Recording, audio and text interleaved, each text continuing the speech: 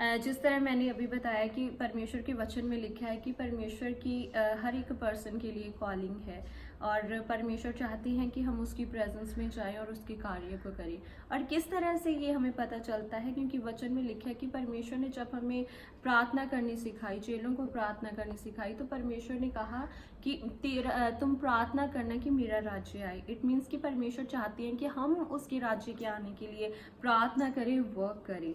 तो जब इस बात को यहोशू ने जाना, यहोशू की लाइफ में जब वो जानता था कि मुझे परमेश्वर ने एक मकसद के तहत चुना हुआ है, तो उसने डिसाइड किया, उसने बोला कि मैं और मेरा घराना परमेश्वर ही की सेवा करेंगे ना। और लोगों को उन्होंने बोला कि तुम चूज कर लो कि तुम किसकी सेवा करोगे। इट मीन्स कि यहोशू जानता था कि परमेश्वर जेंटल परमेश्वर है।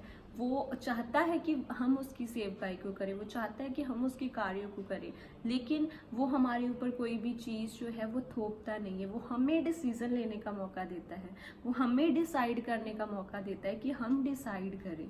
आमेन। तो इसीलिए यहोशू की पुस्तक जब हम 24 वर्सेस 15 में पढ़ते हैं, तो उसने कहा कि मैं और मेरा घराना हम मिलके परमेश्वर के कामों को करेंगे और तुम लोग चूज कर सकते हो।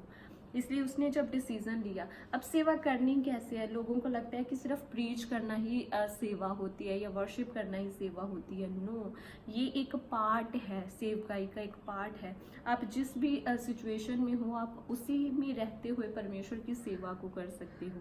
यदि आप एक हाउसवाइफ हो तो आप अपनी फैमिली में परमेश्वर के कार्यों को कर सकते हो, अपनी फैमिली के लिए प्रेयर कर सकते हो, और जो कोई भी आपको मिलता है आप अपनी टेस्टिमनी से बता सकते हो। परमेश्वर के वचन को जो बहनें आपके पास आकर बैठती है, आप उन्हें प्रीच कर सकते हो, उन्हें बता सकते हो परमेश्वर के बारे में।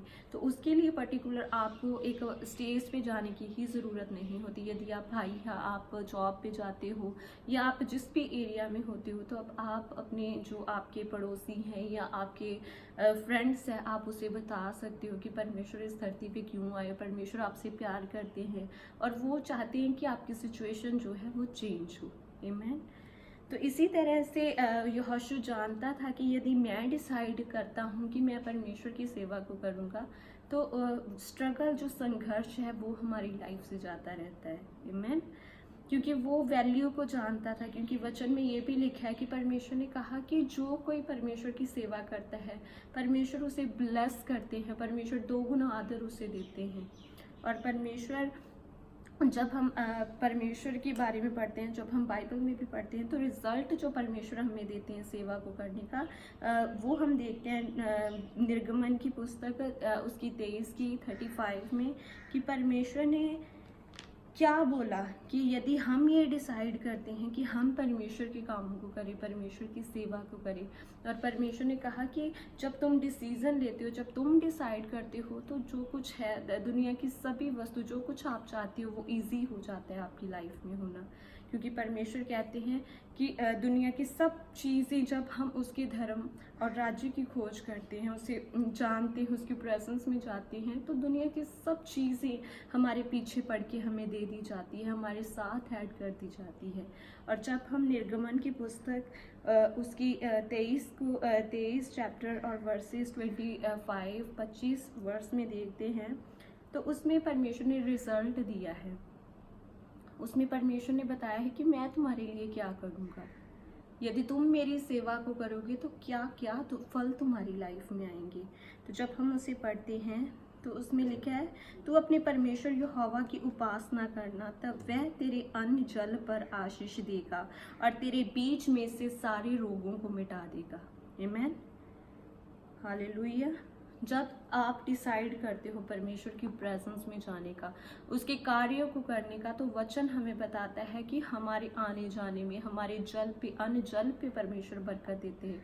इट मीन्स कि जब हम काम करते हैं तो वो फ्रूटफुल होता है, वो ज़्यादा ब्लेस होता है। चाहे हमारी जो सैलरी है वो कम क्यों ना हो, लेकिन उसमें पीस होगा, उसमें शांति होगी, उसमें कोई दर्द दुख नहीं होगा, उसमें भी हम हर एक चीज़ को, ब्लेसिंग को अपनी लाइफ में रिसीव करते हैं। हम देखते हैं कि जो काम हम इतने पैसे होने के बावजूद भी नहीं कर पाते थे, वो हम इजीली कर पाते हैं थोड़ी सैलरी में भी, क्योंकि उसमें परमेश्वर की आशीष होती है।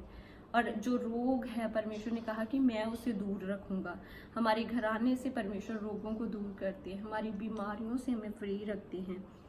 और तेरे देश में ना तो किसी का गर्भ गिरेगा और ना कोई बांझ होगी, और तेरी आयु मैं पूरी करूंगा। और परमेश्वर ने कहा कि तेरे देश में, इट मीन्स कि जब एक प्रॉफिट, एक भविष्यद्वक्ता या एक पर्सन जो ट्रूली परमेश्वर की सेवा करता है और वो खड़ा होता है, वो स्टैंड लेता है परमेश्वर के कार्यों को करने का, तो उसकी वजह से उसका देश तक सेव रखता है परमेश्वर। आमीन। वो इतना बड़ा परमेश्वर है, वो जनरेशन को सेफ रखता है उस पर्सन के द्वारा, उस देश को ब्लेस रखता है, उस देश को प्रोटेक्ट रखता है।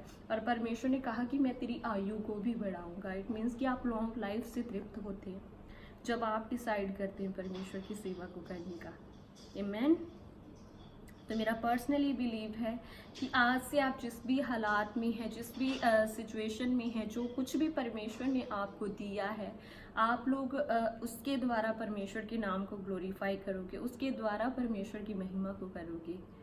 तब परमेश्वर आपकी ज़िंदगियों को ब्लेस करेंगे, परमेश्वर और ज़्यादा आपकी ज़िंदगियों को फ्रूटफुल करेंगे, और किसी भी बात की घटी आप लोगों को नहीं होने पाएगी। आमीन। मेरा ईमान है कि इस वर्ड के द्वारा परमेश्वर आपसे बात करेंगे और आपकी लाइफ को परमेश्वर चेंज करेंगे। और जिस तरह परमेश्वर ने आपकी ज़िंदगियों में भी कॉलिंग को रखा है, वो कॉलिंग परमेश्वर आपकी लाइफ में जाहिर करेंगे और आप परमेश्वर के कार्य को करेंगे। आमीन। Stay blessed in Jesus name.